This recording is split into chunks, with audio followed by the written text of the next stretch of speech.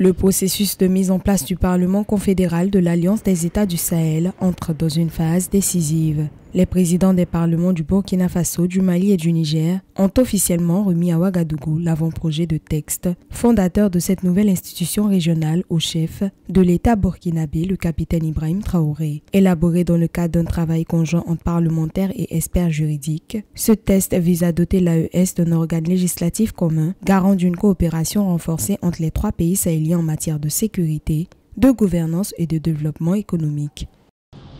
Pour la mise en place de cette session confédérale des parlements, nous avions d'abord convoqué un atelier des experts qui a réuni des experts et des députés du Niger, du Mali et du Burkina les 11 et 15 août à Ouagadougou. Ces experts nous ont produit un document. Avec mes deux homologues, nous nous sommes réunis, nous avons examiné, amendé et adopté ces documents. Nous venons de les transmettre à son Excellence, le camarade capitaine Ibrahim Traoré, afin qu'il les transmette à ses homologues pour que ces textes puissent être examinés.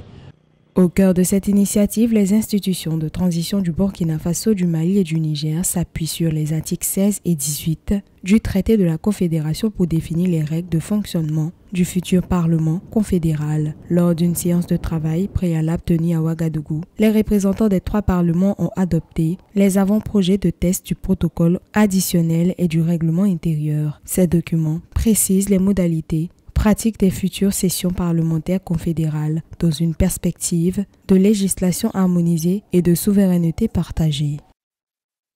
Nous avons eu une oreille attentive de la part de son Excellence qui nous a promis de transmettre ces documents et de voir avec ses frères du Mali et du Niger pour que ces documents soient rapidement examinés et adoptés pour que le Parlement de l'AES tant attendu se mette rapidement en place. La création du Parlement confédéral incarne une gouvernance politique unifiée, adaptée aux réalités du Sahel et portée par les États eux-mêmes, en dehors des cadres d'intégration traditionnels. L'AES confirme ainsi sa volonté de bâtir des institutions autonomes et intégrées.